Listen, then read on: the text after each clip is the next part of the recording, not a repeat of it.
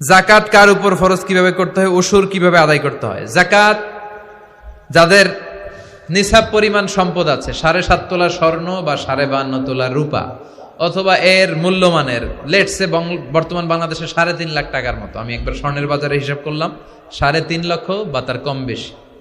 আপনার বাড়ি ভাড়া, আপনার গ্যাস বিল, বিদ্যুৎ বিল, আপনার চিকিৎসা, আপনার ছেলে মেয়েদের খরচ, আপনার ঋণ টিন সব দেওয়ার পরেও অলস 3.5 লক্ষ টাকা যদি আপনার কাছে থাকে, কত?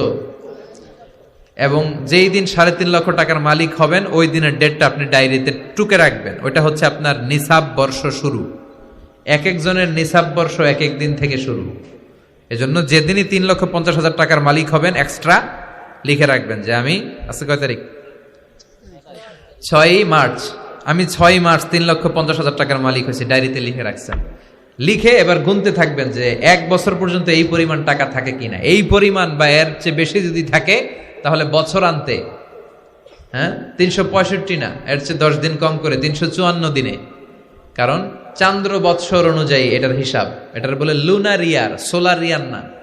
1 বছর পরিমাণ যদি 3,50,000 টাকা আপনার কাছে এক্সট্রা অতিরিক্ত থাকে, তাহলে যেদিন 1 বছর পূর্ণ হবে 354 দিন হবে, ওই দিন 2.5% হারে আপনি জাকাত দিয়ে দিবেন। আলহামদুলিল্লাহ কর, এটা আল্লাহর পক্ষ থেকে একটা নেয়ামত।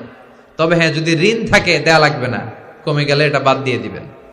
স্ত্রীর হিসাব আলাদা, ইসলামে হাজবেন্ড ওয়াইফের ব্যালেন্স আলাদা। আপনার জাকাত আপনি দিবেন, ওনারটা উনি দিবে, দুজনে মিলে না, ওনার সম্পদের হিসাব উনি করবে। এটা হচ্ছে জাকাতের সিস্টেম।